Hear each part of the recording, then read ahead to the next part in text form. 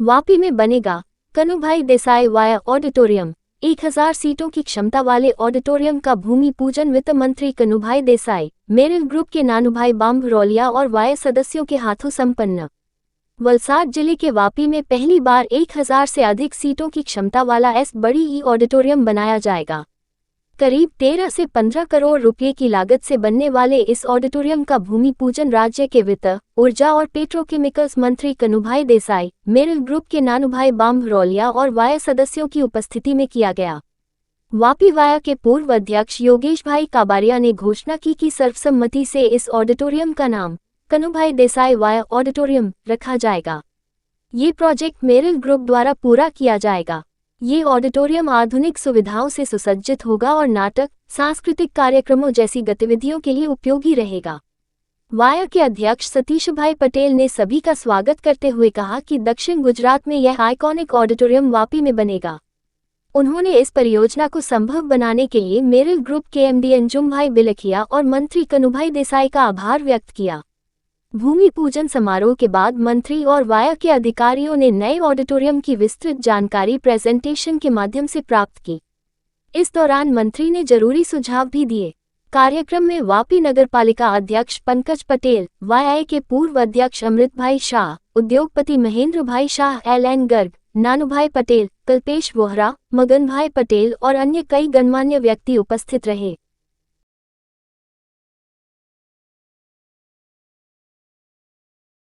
Vapi industrial estate એ એશિયાની સૌથી મોટી ઇન્ડસ્ટ્રીયલ એસ્ટેટ કહી શકાય અને લગભગ 50 વર્ષ ઉપર આ એસ્ટેટને આયુષ્ય થયું છે અને એમાં અનેકવિધ વિકાસના કામો થયા.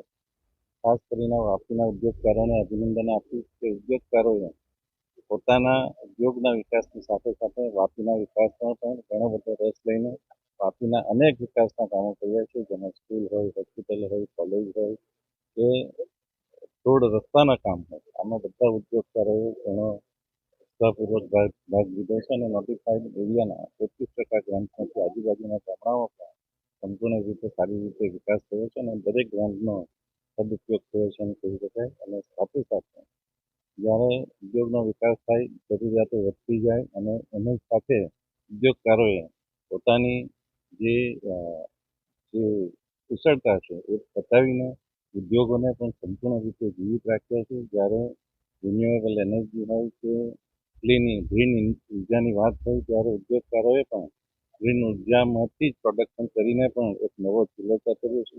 VGL એટલે કે વાપી ગ્રીન એન્વાયરો કંપની પોતે પણ પોતાની ટ્રીટમેન્ટ માટે ક્લીન એનર્જીનો ઉપયોગ કરે છે. આવા ઉદ્યોગકારોએ અનેક કામો કર્યા છે અને સાથે સાથે વાપીને એક અદ્યતન જે ઓડિટોરિયમની જરૂર હતી એનું પણ વિલખ્ય ગ્રુપના મુખ્ય આપણા અંજુમભાઈ મારફતે આ એક સુંદર રીતે ઓડિટોરિયમ વાપીના ઉદ્યોગકારોને ભેટ આપવાનું અને વાપીના નાગરિકોને ભેટ આપવાનું એક જે ઉમદા કાર્ય કર્યું છે અંજુમભાઈ અને સમગ્ર વિલખ્ય ગ્રુપને અને સાથે નાનુભાઈ જેઓ સદાય અમારી સાથે રહે છે એમને પણ ખાસ અભિનંદન. આજનું ઓડિટોરિયમ જે વાપી ખાતે માનનીય પ્રધાનમંત્રી કનુભાઈ દેસાઈ સાહેબના ભરત હસ્તે ખાતમુહૂર્ત થયું. એ ઓડિટોરિયમ અમારું ટોટલી 980 સીટનું બનવાનું છે અને 22 વર્ષથી જે જૂનું ઓડિટોરિયમ હતું એ જ જગ્યાએ પાછું કરવાનું અને એમાં જગ્યા જે હતી એના કરતાં થોડું મોટી જગ્યામાં અને ટોટલી આખું એમાં કોઈ અંદરની સાઈડ પર વન સાઈડ જ નીચેથી લઈને ઉપર સુધી બધી સીટો રહેશે અને મોટું એનું આખું સ્ટેજ છે. સાથે સાથે એનું લુક બી બહુ કહેવાય છે કે કદાચ દક્ષિણ ગુજરાતમાં સારામાં સારું ઓડિટોરિયમ અને એક વાપી માટે પ્રાઉડ લેવા જેવું છે. 980 સીટ એટલે જિલ્લામાં કદાચ પહેલું મોટામાં મોટું ઓડિટોરિયમ બનશે. ખાસ આની એક કહેવાય ને મહત્ત્વ કે આપણે જાણીએ છીએ કે 25 વર્ષ જૂનું જ્યારે ઓડિટોરિયમ જૂનું હતું ત્યારે સૌથી પહેલું વાપી ખાતે જ આ ઓડિટોરિયમ હતું. એ આજુબાજુના વિસ્તારમાં હતું નહીં.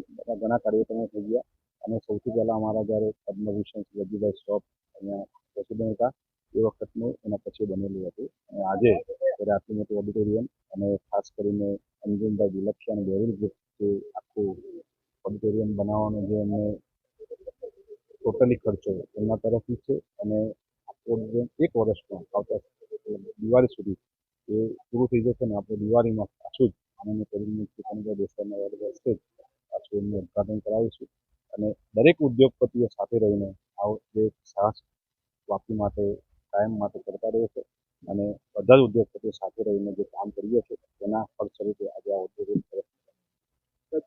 ખાસ તો આજે બધા જાણીએ છીએ કે જે રીતે હમણાં યોગેશભાઈએ જાહેરાત કરી અને ખાસ અંજુમભાઈનો જ ખાસ વિચાર હતો કે આપણે જે આટલા વાપી માટેના આજુબાજુના વિસ્તારમાં વિકાસના કામ આટલા સરસ કરી રહ્યા છે અને વિકાસના કામ ખાસ કરીને કનુભાઈના નેજા હેઠળ અને કનુભાઈની એક રૂપરેખા છે તેના અંદરમાં થઈ રહ્યા છે. આપણે કેમ કનુભાઈ દેસાઈ સાહેબનું નામ ન આપીએ અને આજે બધા જ વાપી ઇન્ડસ્ટ્રી એસોસિએશનના દરેકે દરેક ઉદ્યોગપતિઓ ત્યારે યોગેશભાઈ પ્રસ્તાવ મૂક્યો અને અંજુમભાઈનો જે ખ્યાલ હતો અને એમને જ કીધેલું કે એટલે આપણે આજે વાપી ઇન્ડસ્ટ્રી એસોસિએશનનું જે અલ્ટિમેટ બન્યું છે એ કનુ દેસાઈ વીઆઈઓ ઓડિટોરિયમ આજે બધા જ ઉદ્યોગપતિઓના ખાસ કરીને જે રજૂઆત થઈ એમાં બધા જ વજન કરીને એમના નામે આજે બની રહ્યું છે. આપણે એટલા માટે નામ બનાવ્યું છે જ્યારે વાપી માટે આટલા વિકાસને અમારી સાથે જોડાયેલા છે કનુભાઈ અને જે રીતે આપણે જોઈએ છીએ જે રીતે વાપીનો વિકાસ થઈ રહ્યો છે આ વિકાસ પુરુષ જે રીતે કામ કરી રહ્યા છે આપણી બધાની ફરજ છે કે આપણે કંઈ એમને કંઈ આપીએ એના ફળસ્વરૂપે આજે એમના નામે આજે જાહેરાત કરી.